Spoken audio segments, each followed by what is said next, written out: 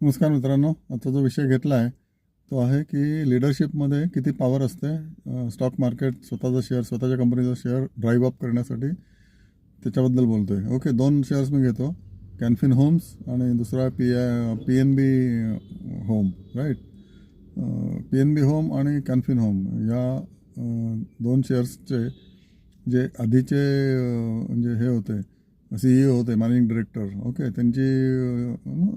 त्यांनी जॉब बदलला. म्हणजे कॅनफिन होमचा CEO PNB हाऊसिंग फायनान्समध्ये गेला. ओके, आणि त्याच्यामुळे कॅनफिन होमचा शेअर जरी रिझल्ट्स उत्तम असले, आता हे झाले ट्रान्झॅक्शन गेले 1.5 वर्षापूर्वी. ओके, कॅनफिन होमचे रिझल्ट अजूनही उत्तम आहेत.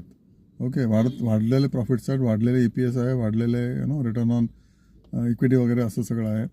पण CEO टॉप क्वालिटीचा असल्यामुळे तो जो PNB हाऊसिंग फायनान्सला गेला, तर PNB हाऊसिंग फायनान्सचा शेअर 30% वाढला गेल्या 1.5 वर्षामध्ये. ओके, ती पण दोन्ही कंपनी उत्तम आहेत, पण CEOची पॉवर बघा किती आहे.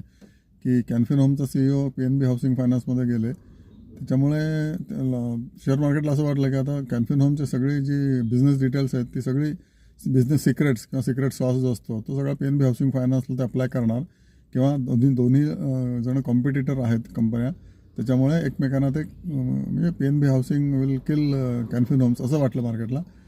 त्याच्यामुळे PNB हाऊसिंग फायनान्सचा शेअर वरती गेला आणि कॅनफिन होम्सचा रिझल्ट चांगले असून सुद्धा विशेष वाढला नाही. Okay, it is steel hovering around 700 और समथिंग लाईक दॅट ना. त्याची कॅपॅसिटी आहे 1,000 रुपयाची. Okay, based on the results what it is given and based on the return on equity what it is given. पण तो खाली आहे अजून. ओके, तर म्हणून तुम्हाला सांगायचा प्रयत्न करतो, लिडरशिपमध्ये इतकी पॉवर असते की तो शेअर 20% 30% वरती नेऊ शकतो. आणि जो जुनी जो कंपनी आहे त्याच्यामध्ये सुद्धा CEO उत्तमच झाला असेल आणि ऑब्वियसली त्याच्यामुळेच रिझल्ट्स वरती गेलेले आहेत. पण दिस इज ऑल सब्जेक्टिव्ह. ऑब्जेक्टिव्हिटी काय आहे, तर रिझल्ट्स चांगले आहेत दोघांचे. तर रिझल्ट्स चांगले दोघांचे असल्यामुळे दोन्ही शेअर तेवढेच वरती जायला पाहिजे होते, पण तसं होत नाही.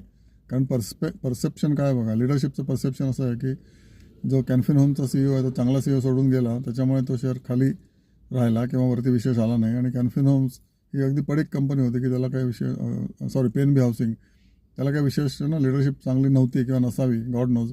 पण जेव्हा प्रोव्हन CEO तिकडे आला त्याच्यानंतर PNB हाऊसिंगचा शेअर चांगलाच वाढला आणि अजूनही वाढेल. Maybe it will touch to 1500, God knows. Okay, सांगायचा प्रयत्न एवढाच आहे की leadership quality impacts share prices drastically.